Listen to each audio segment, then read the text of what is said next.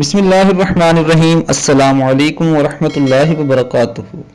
رسول اللہ صلی اللہ علیہ وآلہ وسلم نے فرمایا، جس شخص سے کوئی گناہ سرزد ہو جائے اور پھر وہ اچھی طرح وضو کرے اور اٹھ کر 2 رکعت نماز پڑھے اور پھر اللہ سے معافی مانگے تو اللہ تعالیٰ اسے ضرور معاف فرما دیتے ہیں۔